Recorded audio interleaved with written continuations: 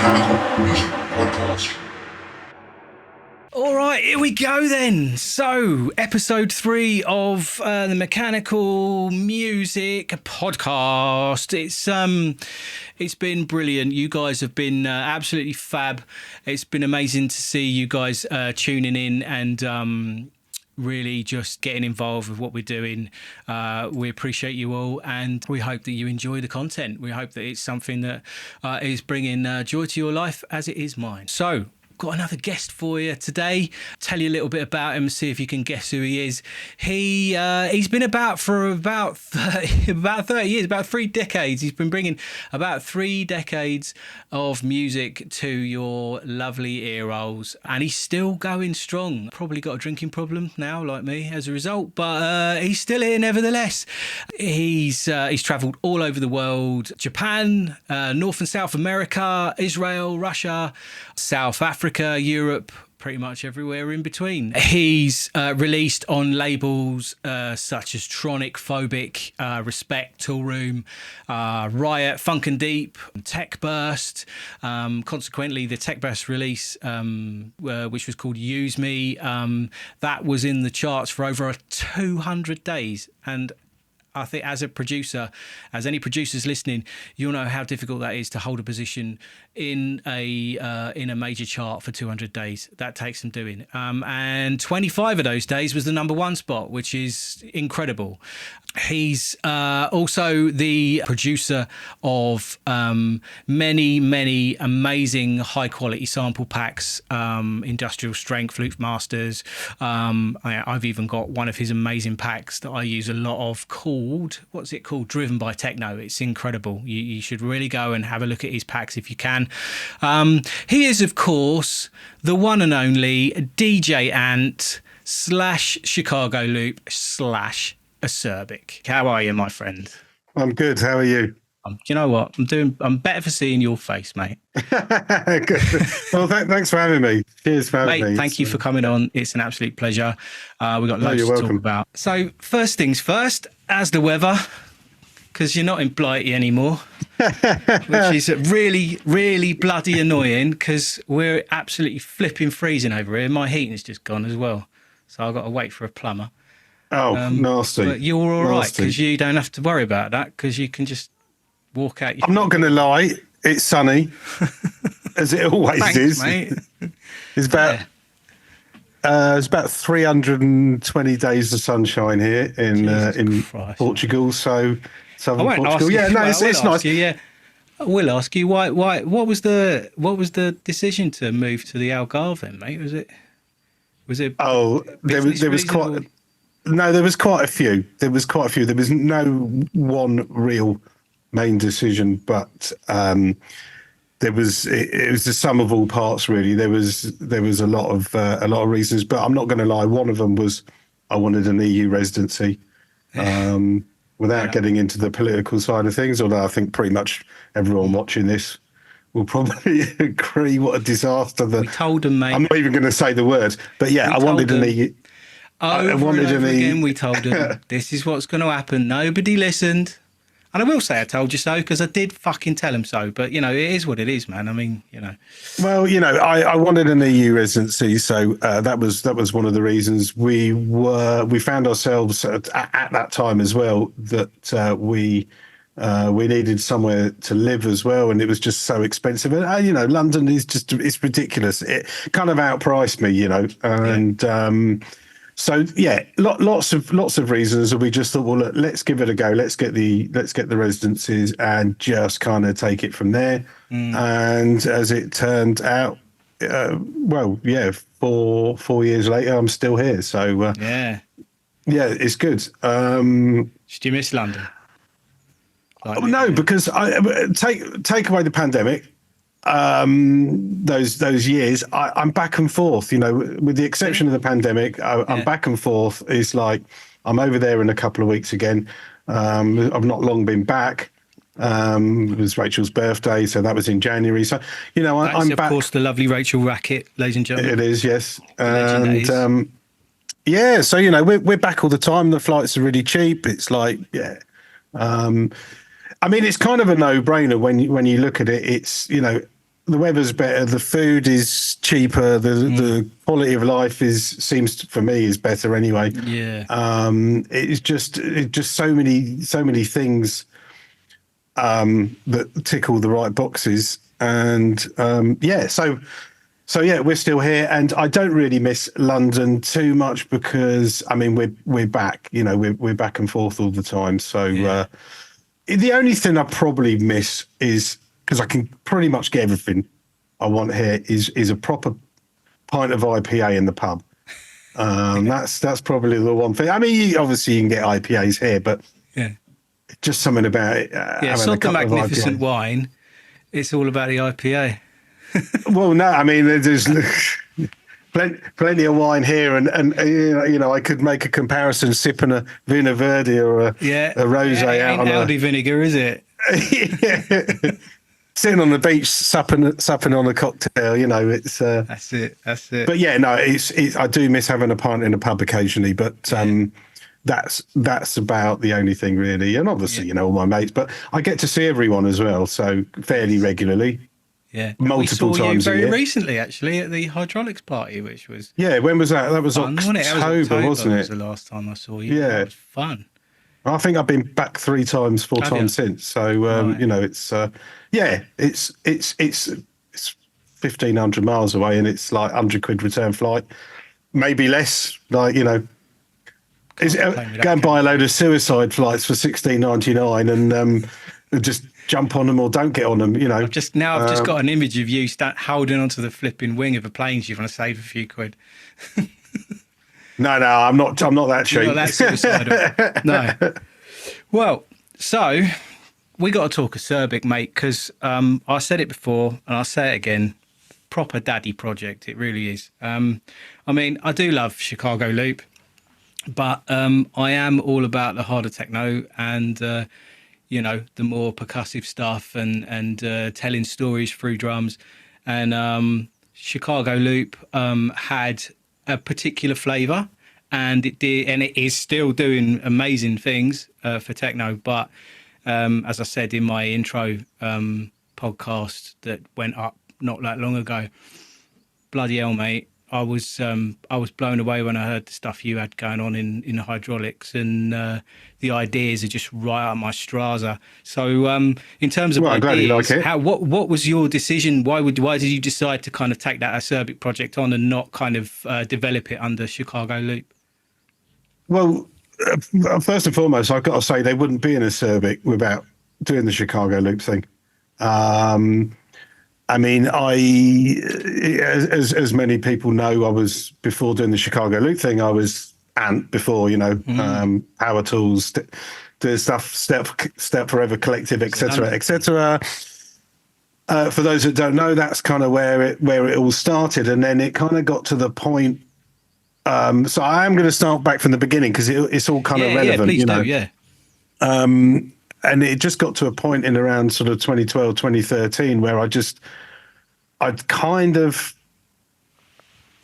was a bit lost with the whole acid techno thing, and it was a result of a lot of things going digital and everything being shrunk down, the amount of labels, and for me it felt like the whole acid techno thing just become a bit polarized. It was kind of it was just acid techno 303 based stuff, and for me acid techno is more than that. We were chatting the other day. It's like all these Power Tools, Hydraulics, Raw, all these labels, the non-cluster, the non-303 based records that came out of the London collective, Step Forever Collective, they're still acid techno, just because they haven't got a 303 in it. But I think around that time, it was just mostly 303 based record labels that would come out. And I think I was just kind of at a point where I just felt like I wanted to do something new, something fairly radical. And that's why I kind of did the Chicago Loop thing. And it just kind of, it was so fresh, and it was so getting that kind of excitement that I felt I was lacking from people like, Sasha Karasi, put my teeth back in, Sasha Karasi, Meat Katie, all these kind of people asking me to do remixes, and it was that was exciting, and that was something that I wouldn't have got if I'd just stayed doing the acid techno. Sure. Yeah. So that kind of, and then it was almost like starting again, working with some great people, working with people like Spectre from, on Respect and what have you. And, there's so many to mention. I can't go into them all, but fast forward 10 years of doing that, I felt that I wanted to go back and do some acid techno.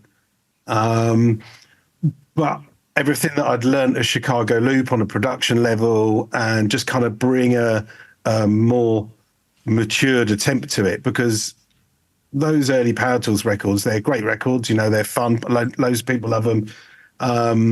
They're sound system bangers, so to speak, but they're rough around the edges. There's a naivety in that production, and you could argue that they wouldn't sound the same if they were more polished. There is that argument, and also technology's moved on, hasn't it? So. Yeah. I mean, Power Tools 4, for example, it's a fucking noise, but but it wouldn't be the same record if it was all, Sometimes you just need a little bit of noise. You don't exactly. Want anything else. Yeah. It's the bass is way too loud. The kick's really clumpy, but the record wouldn't be the same if it wasn't made like that. So I wanted to go back to kind of acid techno based project, and I'm not talking about just 303. I'm talking about techno as well, hard techno and acid techno. But for the benefit of this podcast, we'll just call it acid techno. It's just easier. Yeah. So I wanted to go back to it, but with kind of more of a maturity from my point of view. And I think the way that it's kind of come out is,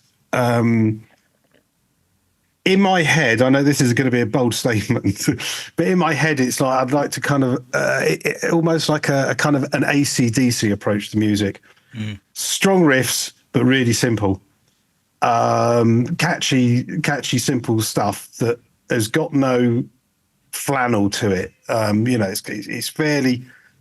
Everything in there is meant to be, it's kind of strong, it's got a point to it, and there's not loads and loads and loads of noise that doesn't need to be in there. It's kind of fairly focused and targeted kind of acid techno, which kind of acid techno isn't notoriously meant to be like that. It's very punky, it's kind of DIY, punk sound system, attitude and culture. That's kind of where it's come from. So it's it's notoriously can be quite banging and clangy and kind of chaotic, and that's the beauty of it. But for me, I just wanted to bring a slightly mature approach to it from my production, the way that I see a more mature production from my end.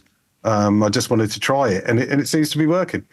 Yeah, almost slightly stripped out, no big drum fills everywhere, but the ideas are still really solid. It's not like the ideas have gone away. So we were talking the other day, weren't we, about this very thing, about stripping stuff down instead of adding. Yeah. Adding can sometimes cause a lot of additive EQs and all the rest of it. Sometimes causes a lot of problems that if you're not that kind of person to deal with, you can get yourself into a bit of a mess with it. Well, if you listen to all my Ant records, there's always way too much stuff in there. Yeah. And then if you listen to the progression from the later Ant stuff to the early Chicago Loop, the late Chicago Loop, and now the Acerbic, finally, Acerbic's the late Chicago Loop stuff and the Acerbic stuff, and finally his productions I'm happy with, because there's not loads of channels in there. Yeah. It's taken me 2 decades to learn to strip that out, because you always think you need more. Do you think that's an ego thing though? Because and it comes with experience. Because obviously you've been about for a minute now, and it's I remember when I was a 19-year-old boy watching you playing over in Dalston, I think it was, and it's. Do you not think that with experience comes that ability to be able to check your ego and go, you know what, I don't need to be the biggest, baddest most loudest, No, I don't. most And obnoxious producer in the world. I can actually tell a story just as well, even better, with less stuff. You know, like it's never who's been. only got a handful of ingredients, and he's like, "No, I can make something with that." Yeah, I've never really thought of it like that. I think it all stems from my favorite kind of era of techno was that kind of chaotic 93, 94, 95.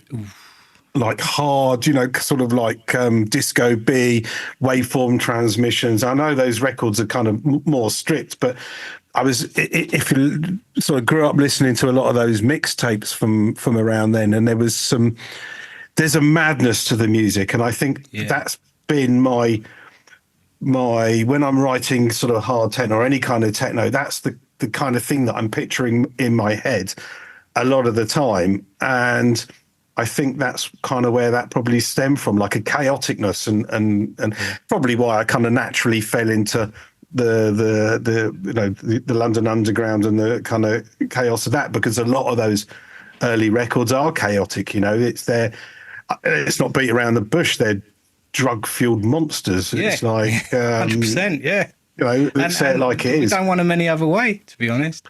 It was a great time. It was, and you know, it's mentioned it earlier. You know, it's punk attitude, DIY attitude, sound system attitude, drug fueled attitude, political for in a lot of them, and it's you know, a stand up and shout kind of, and so I think it was very easy to overload the track to try to create that chaos when actually played on a good sound system and something really banging, that a simpler track will do just as well. And it took me a long time to learn that. And actually, when at the early days of Chicago Loop, I was cold calling when I'm sending out my demos. I mean, not so much anymore. But you start, you know, I've always hated kind of sending out cold calling demos, because I mean, the rejection is always a good thing to learn from, but it got tiring, you know, and then you start looking at why, and that's kind of part of the journey. That's kind of the part of the way to learn. And I'm going to strip that back.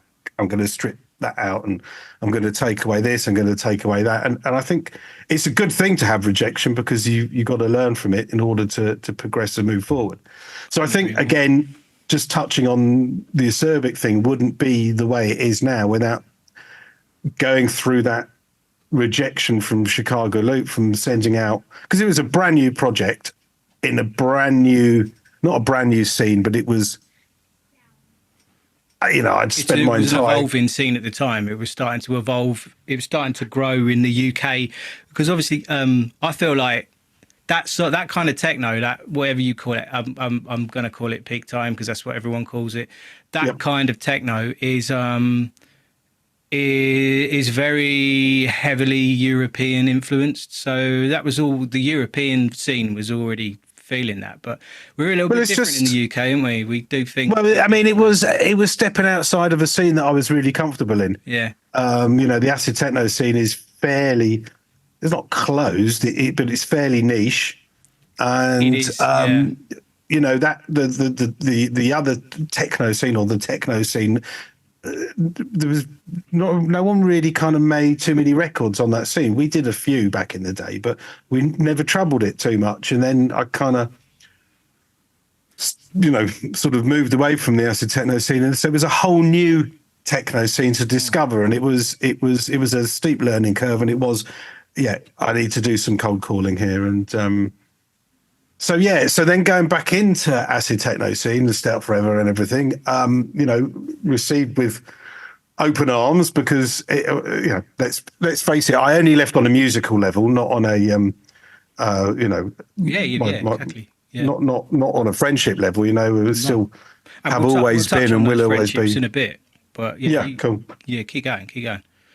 So I think I've sort of just meandering here, but I mean, essentially, Acerbic wouldn't have come about without the discipline, the rejection, and the journey of Chicago Loop. and all that learning and that process, and then taking that and going back to what I knew, but like I say, with just a kind of another level of maturity to it. And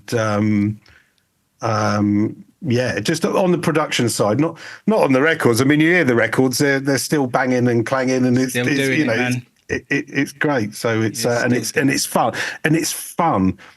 That's the thing as well. Sometimes the whole techno thing, it can get a bit too serious. And the acid techno at 145 BPM above, it's fun.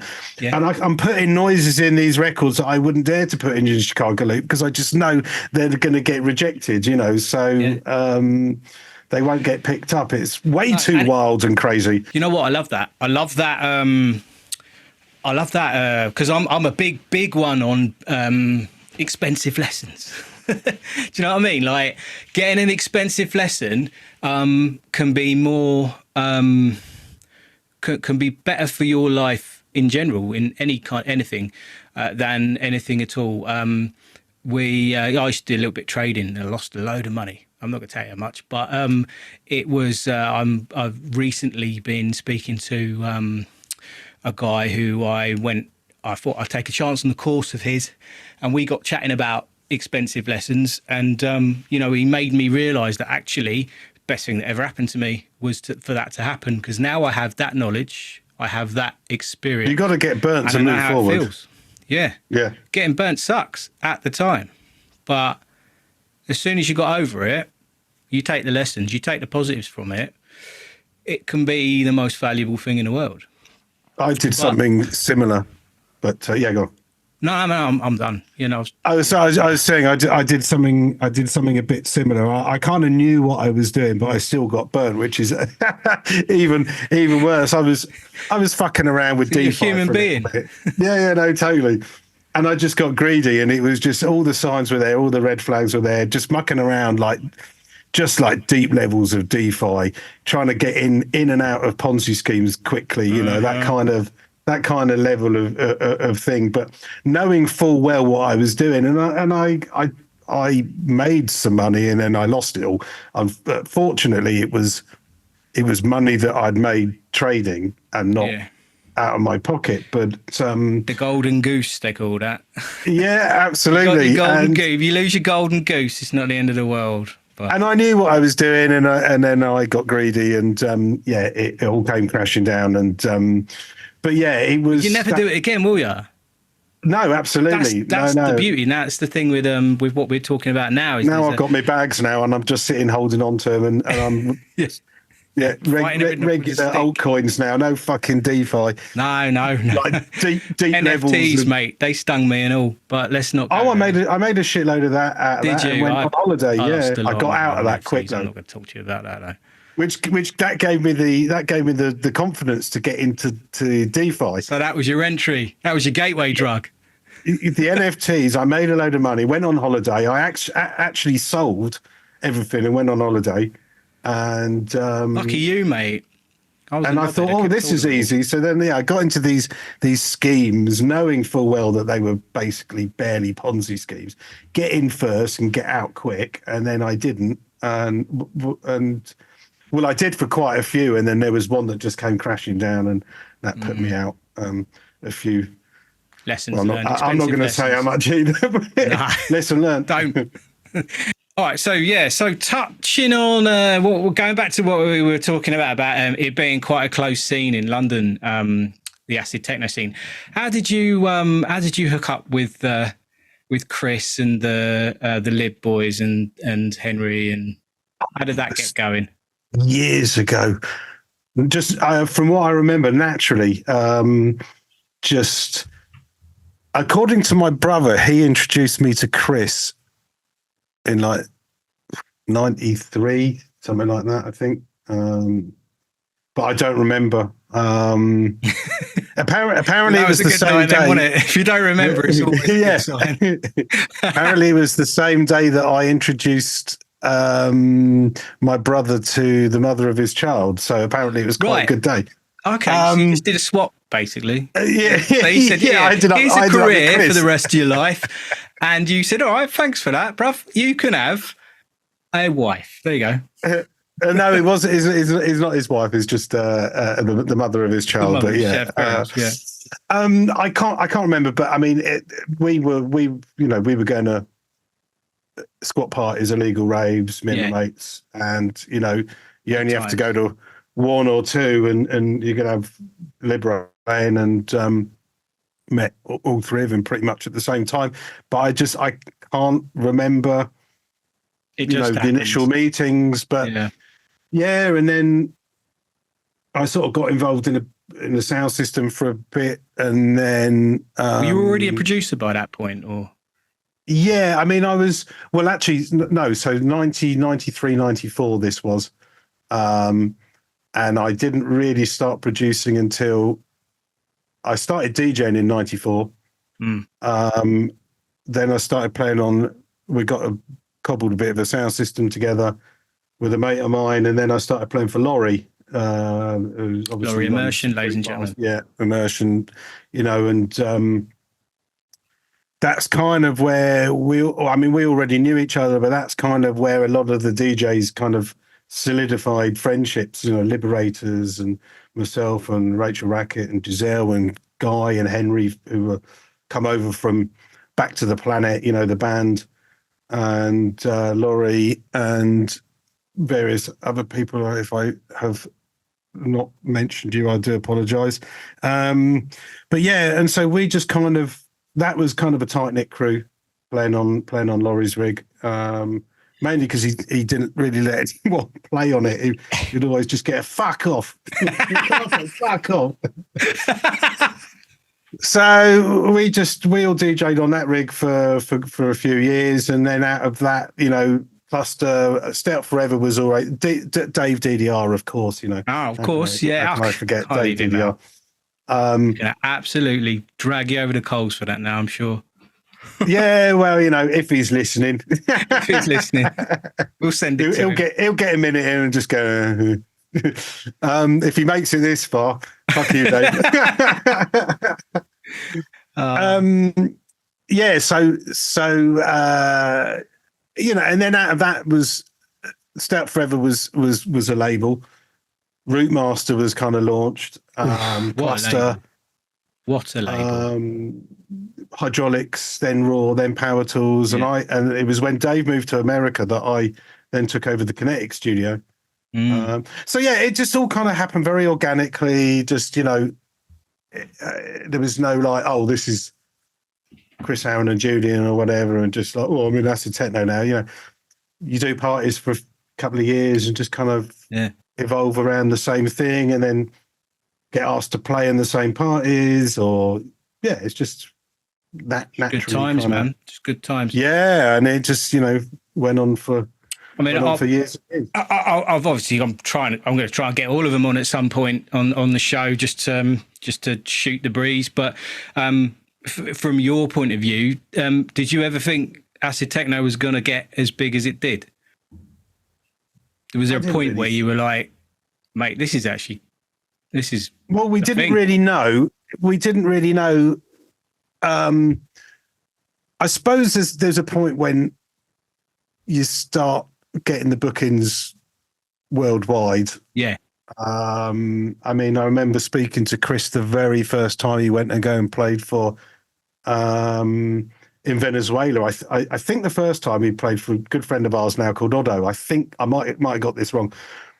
I was living with Chris at the time, and he was just like, he goes, Venezuela, like, where is it?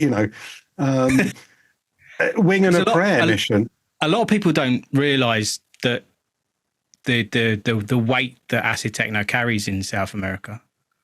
Yeah, I mean, it's they're passionate, definitely about it. And, so those early days, and then me and Chris went to Los Angeles in 1997.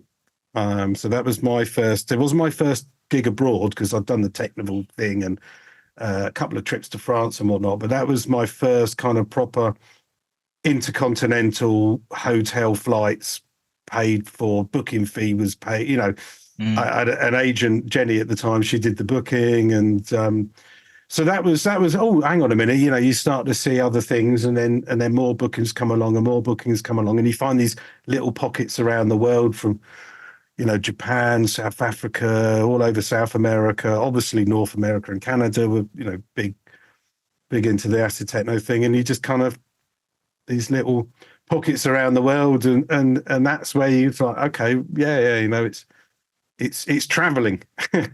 Yeah. The music's traveling, and yeah, no, it was cool. I don't know if we thought it was going to get as big as it did, but you know, it's the underground, isn't it? It's kind of that's it. I want to know about inspiration for you. Like, what I know it's a typical interviewer going, what's your inspiration? But no, I genuinely, in terms of like the Acerbic stuff, other than what you said about wanting to go back into the acid techno side of things, what is it about?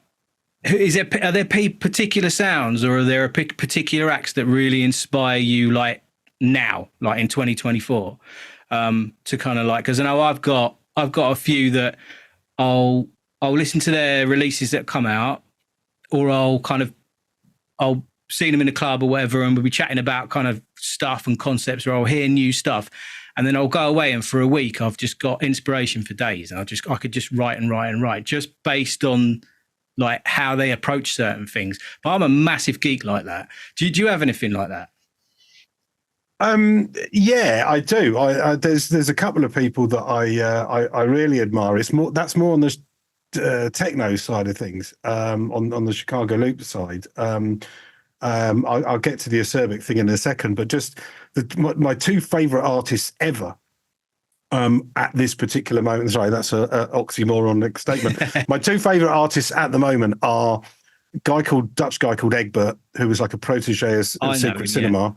Yeah. And Gary Beck. Like, everything Gary Beck does at the moment is just awesome. And what I like about it is, although Gary Beck is now writing stuff a little bit faster, both artists make records that, man, they fit into a Chicago Loop set, they fit into any set, they fit into an Acerbic set. I got this little kind of tech house thing that I muck around with from time to time called Jet Lag Disco. They even fit into that. Do you know what I mean? It's just, they're so diverse. They're so versatile, such versatile records. So yeah, they fit. The Egbert stuff is so bass heavy that you can pitch it up and it sounds like it's meant to be at that speed, which is, you can't say that about a lot of records. You know, you pitch them up, they just, you know when you're over plus 10, when those CDJs or whatever are on, you know, plus 12. And we 13. are in that. So we are at that kind of point in DJing now where, you remember when you had a limit on how quick you can make your records. Now it's sky's the fucking limit, mate. You can do what you want. So, you know, people are inevitably abusing that monstrously. And so just on the techno side of things, they're my favorite artists at the moment. And I was always a big fan of Secret Cinema, but he seems to not be releasing too much. And not everything was really my cup of tea, but his productions were really great. But and then moving on to Acerbic, I think it's the influence from there is still taken from the acid techno that was made in the 90s, because it hasn't really moved on in sense of attitude. It's moved on in sense of production and how to, the ways of production and what have you.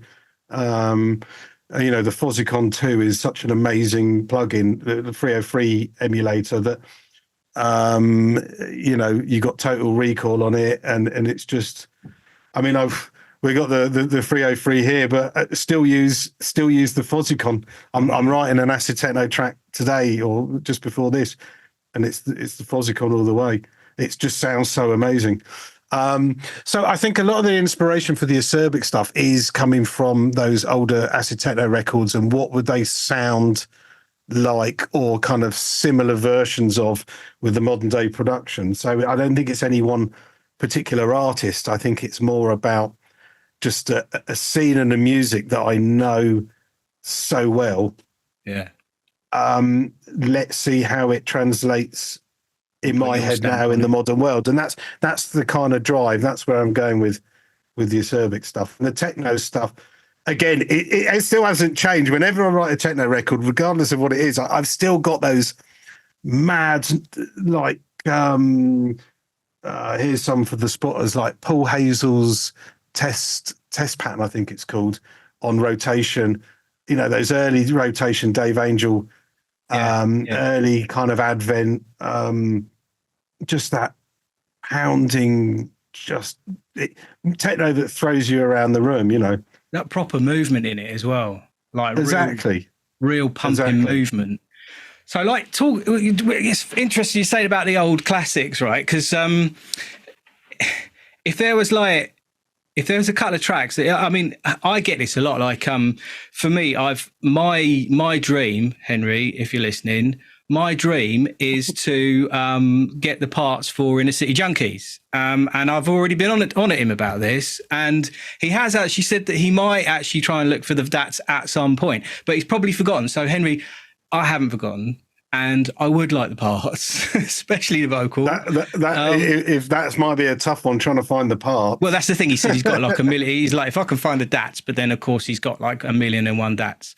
He might have to dust off the old S3000 if it's still there. But you know, there was that. There was another one that Chris did. That Henry did the engineering for. Oh, God, what was it called? Cat's Eye. It's was that it's on Procol. Remember it? Yeah. These are two that if I ever had managed to get the parts, I would love to be able to put with all of the technology. They're all going to be on a floppy disk in a dusty drawer, buried deep somewhere in the back of a cupboard, I reckon. Yeah. There you go. You know, that's like his Bitcoin collection, mate. That's an equivalent of a Bitcoin collection, because in like 50 years, when they're still there, they're going to be worth a few quid. Yeah, absolutely. I mean, it's harking back, isn't it? It's like taking modern takes on. I mean, I suppose that's the ethos. You only got to listen to any of my music. It's in the 90s, it was a throwback to the early 90s. In the 2000s, it was still a throwback to the taking old sounds and modernizing, putting a modern take on it. You know, and now with music, yeah. And in 20 years, they'll be saying that about our music now. You know, I wish I could go back and redo that. But is there any tracks particularly that you just think, oh, do you know what? I'd love to get my hands on them parts. I think the tracks that transcend time and just are absolutely brilliant, I wouldn't want to touch them. What am I going to do to say, like, a track like Star Dancer, you know, Red Planet Star Dancer? Okay, it's not a London Acid Techno track, it's a Detroit track, but to use it as an example, because it's one of my favourite records of all time, there's nothing I'm going to do to that track. This is very true. It's just, you know, it is what it is on its own. And so I think it's probably... I agree with you on, say, something like Inner City Junkies, because it would be fun to remix. That's exactly it. Yeah, it's a great track. It's a fantastic track, and you know, I'd like to do something like that. You know, that kind of vibe. It would be a fun project. But then you get those tracks where you think, well, man, what's your favourite tracks of all time? And then you think, well, okay, Secret Cinema, Acid Come. That is an acid techno track. It's a Dutch acid techno track. But what am I going to... I can't... There's nothing you can do to recreate it. It's so organic. It's so alive. It's so wonderfully made. It's like, I'm just going to fucking butcher it. So I'm not even going to bother. I think, you know, you need something that is workable. But yeah. So... Good times, that. Yeah, I mean, I've done a few of my favourites anyway on the Smitten and the Step Forever remix projects and things like that back in the day. So yeah. Do you miss vinyl shops? I know I do. Yes. Do you remember them? And well, you Kinetic. Well, I was exactly. But I was in one the other day. I went to see Billy in Brighton, Billy Nasty, and he's got his shop. Vinyl Curtain, I think it's called. We were down there. So yeah, we just went over to see Hard Floor and Rob Acid. Actually, it was Rachel's birthday weekend, and we went over to Brighton. Yeah. And on the Saturday before the gig, we met up with Bill and hung out in the shop for a bit, shooting the shit. And Rachel bought some tunes, and it was great. I mean, I didn't buy anything. It's been a while since I bought any vinyl. The only new vinyl I get is stuff that I'm making and get given. But and yeah, so literally last month, just going, yeah, this is fantastic. You know, I really miss this. Absolutely, I miss it. We all miss working in Kinetic. We all miss that. You know, my studio was out the back, and then you had obviously James. I loved Kinetic. I loved it. James and Jethro and Rachel and Mara and loads of people sort of came in and worked there, and it was fun having the studio out back and just hanging out. And fucking hell, I worked on a Saturday. You know, if I wasn't DJing, I'd go in on a Saturday. Working hard or hardly working. It's one of them, isn't it? I mean, as a punter, are some of the most precious memories that I have of being a ute is walking down them stairs and being met by flumes of cigarette smoke. It went cigarette smoke out back. And all the little stations all along the front, and then we smoked in there, didn't we? Up until heavy 2007 when it was banned, but then even then I think it still smoked. Probably still did it, yeah. But you get in a little station. You get a little station, and you'd get a big pile of vinyl, and you know it's a social. It was just a social thing. Do you know what I mean? It's just you go in, you're chatting to people, you're chatting to the people behind. You know, they're they're in the shop at the time, usually Firma B, and then it's a social thing, and you just don't get that anymore. You know, digital is great for accessibility, but it's taken away a lot of the humanity in. And that was such an egoless shop as well. You know, it was lovely. There was no. I was never really intimidated with record shops too much because I grew up, spending my time in them, so you get used to them. But that's it. Some did have a reputation for being a bit moody, and you just you got to know your. I could probably guess which ones you're talking about, but we're not. Well, I never really had a problem because it's I can be moody back if need be. I can turn that on quite easily. But no, I mean I never really had a problem. But before Kinetic, I would do the rounds. It would be Silverfish and Fat Cat, and then later on would be Yucatec. And you just get to know the staff, and it's and obviously Chocky's tunes was always in Soho, and then there was always a few more down and in like a couple of rare finds in basements down in Covent Garden, and then if you still had time, and when I was living in North London, there was the one on Holloway Road up by Archway. God, what was that called? Revolution, or going to be honest, I don't know that one. So you're on your own. Yeah, it was up in Archway. I don't think it was Revolution, but it might have been. Right. But yeah. So yeah, and of course there's ambient Soho, and then you had Dragon Discs. So yeah, man, there was it was good times.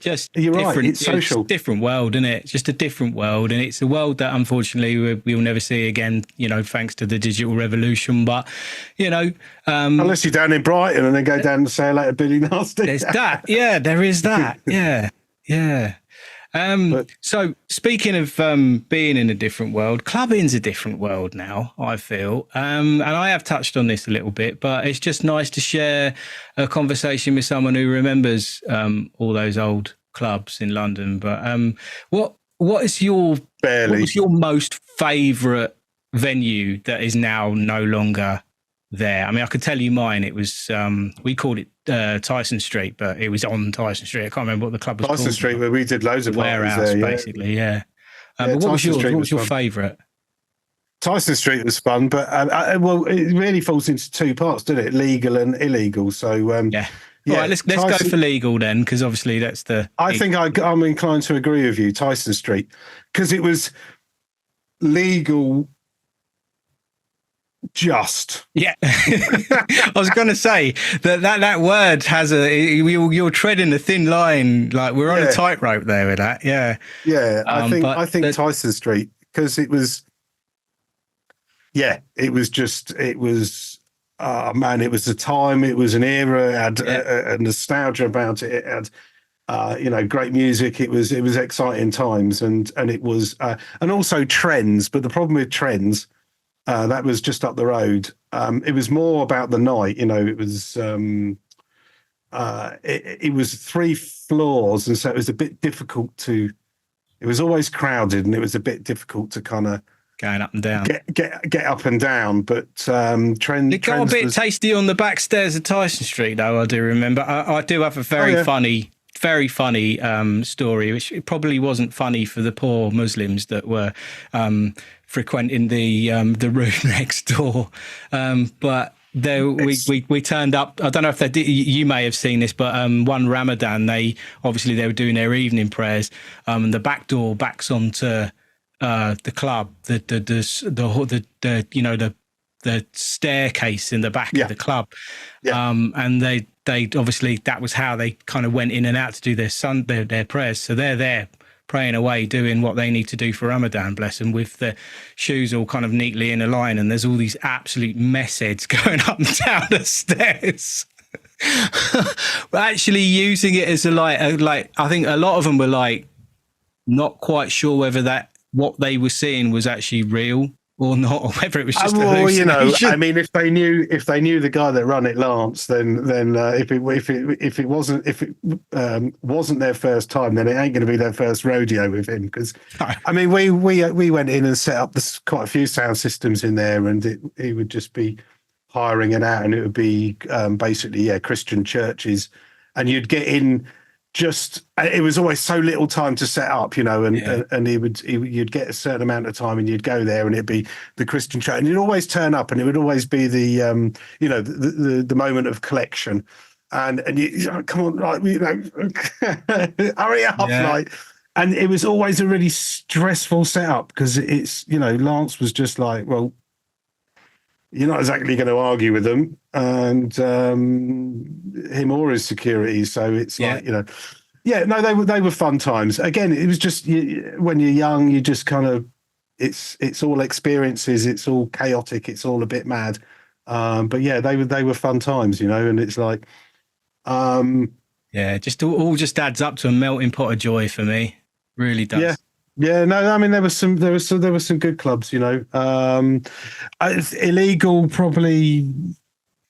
I liked the Arches actually in King's Cross. It was Laurie used to run a load of parties called Kinky Techno, and that was he put the full rig in there. He had like 30k or something, which in the 90s to get 30k was like 6 fucking stacks all around, and it sounded amazing, and it was really loud, really kicking, really well set up, and just loads of people, and man, they were some fun times. Fun times. And it all kind of it all adds up to, like you said, melting pots of experience that just kind of like, we had it. We experienced it, and I wouldn't give it away for the world, So, going to move on to stuff that you got coming up for Acerbic then, because obviously you've got that release that I did a remix for. Yes, that's on a label called Arkham XXX. Run by a.k.a, if I pronounce that right, of which you've done a remix, and there's 2 other remixes as well. Can you tell us who the remixes are, or is it? I can, but I can't remember. No, he sent me the artwork, and I think it's 1 or 2 other people. I can't remember. So that's a 4-track EP plus your remix, plus at least 1 more, if not 2 more remixes coming. When it comes out, guys, you've got to buy it. It's I did an opening So my very first podcast I did, just to kind of let you guys know that we're all back and we're ready to rock. I did mention the EP, and I told you a little story about standing by the side of the stage, completely flipping gobsmacked to this track. And then it turns out it was on that EP, and I missed it, and I was a bit gutted. But in all honesty, I was happy with the result on the track, because all four of them, you'd be really hard pushed to pick faves, to be honest. So Spitfire, that's the name of the lead track. And that's the name of the EP. And you remixed. I did. Oh, okay. I did Analysis. Track. Analysis, yeah. Which is was a bit more my style. Was a bit more heads down. Yeah. So, no. I mean, that was, I think, definitely out of the four tracks, the lead track and that one are my two favourites. I think. Bangers, definitely. man. Bangers. So you got that one. Then you've something for you.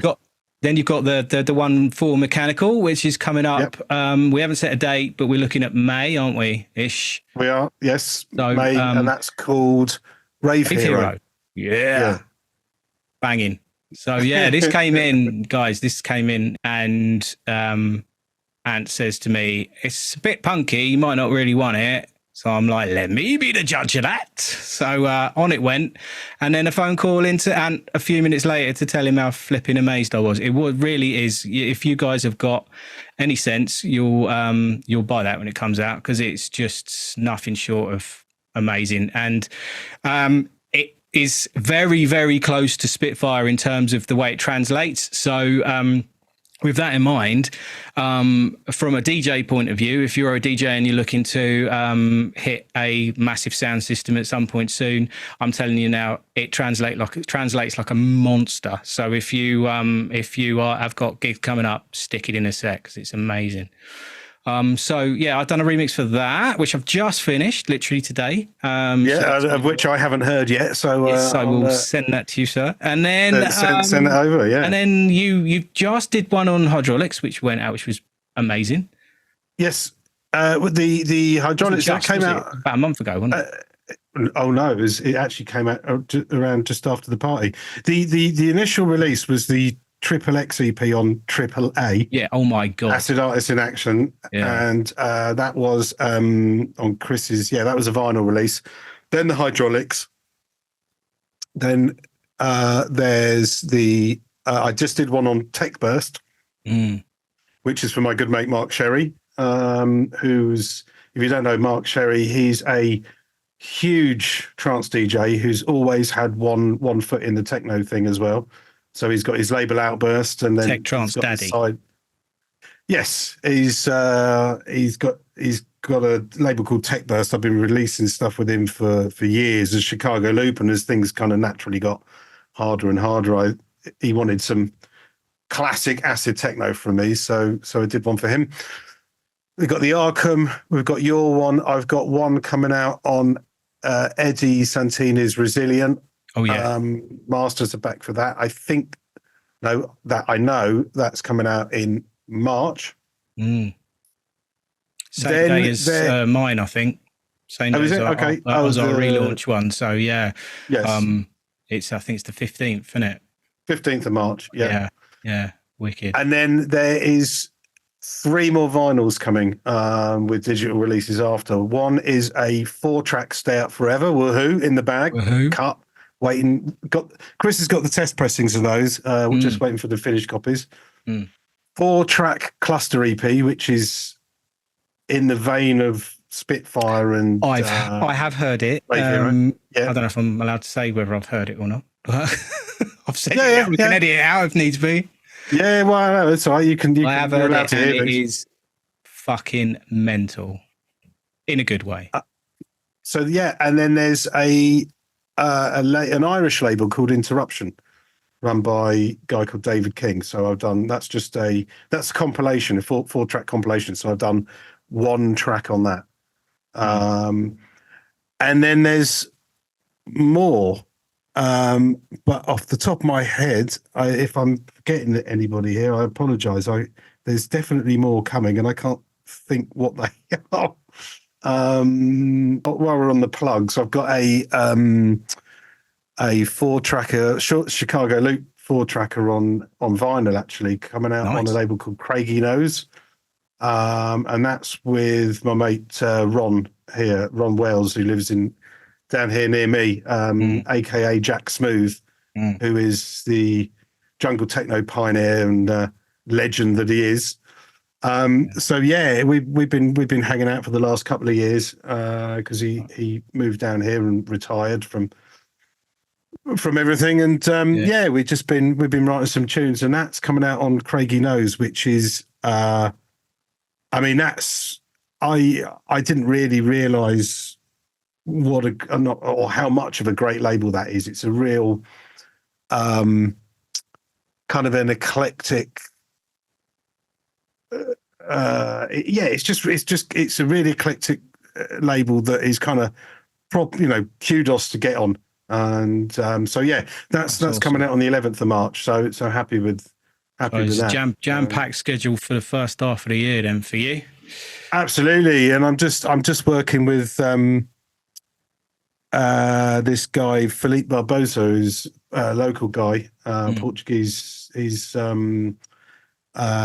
loads of releases on Tronic and Christian Smith's Tronic and Knee Deep and KD Raw and all these labels. He's sort of very much like in the raw hypnotic vein. So we've just started working on some projects. We've done one track, just working on the second one now. Right. So that's really exciting. So kind of making connections and laying down some roots down here in Portugal. So that's your music sorted.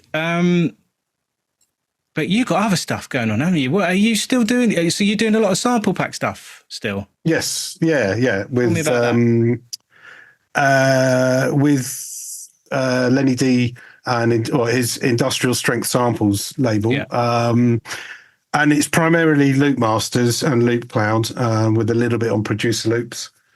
And it's good. It's I did a load of Chicago loop kind of named packs, but now I'm just kind of doing these sort of like nameless packs, just kind of generic hard hitting names like hard underground techno or heavy underground techno. Yeah. And it's cool. I mean, it's a cash generator. It's something that takes a little bit of time to kind of settle into, but once you kind of got the formula right, you get better and better at doing it. And it's essentially it's like you've got to write usable content that's good, but you've got to do it quickly. Yes. And it's about finding that balance. It's got to be usable.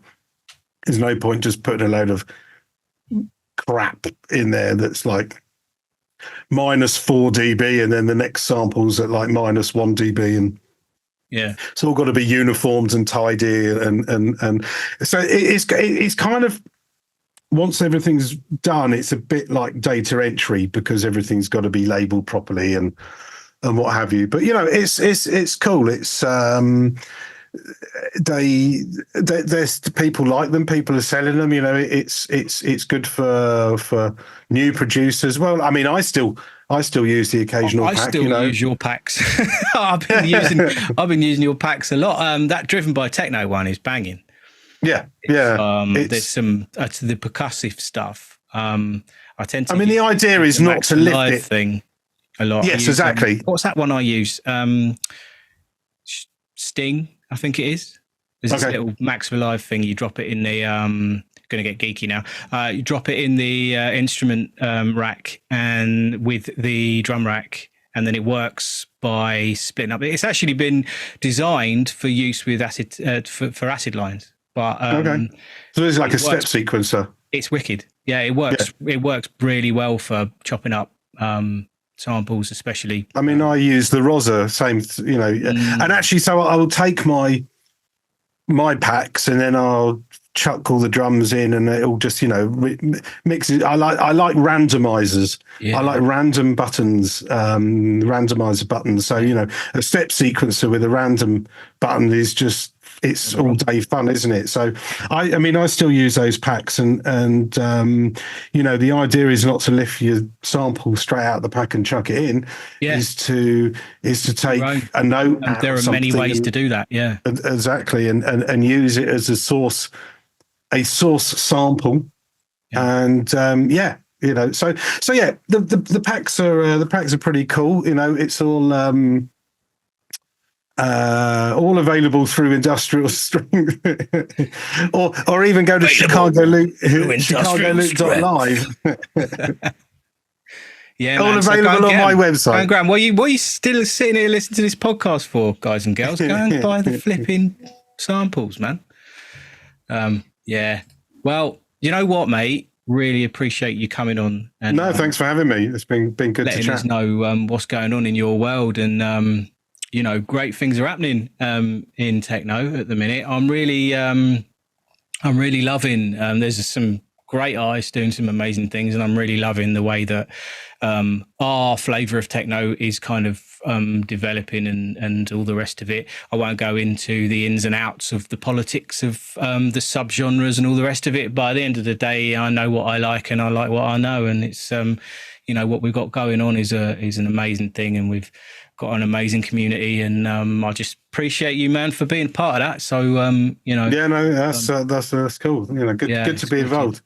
But with that, mate, I will let you go. But ladies and gentlemen, thank you very much for listening. Tune in next time for more techno shenanigans. Until then, peace.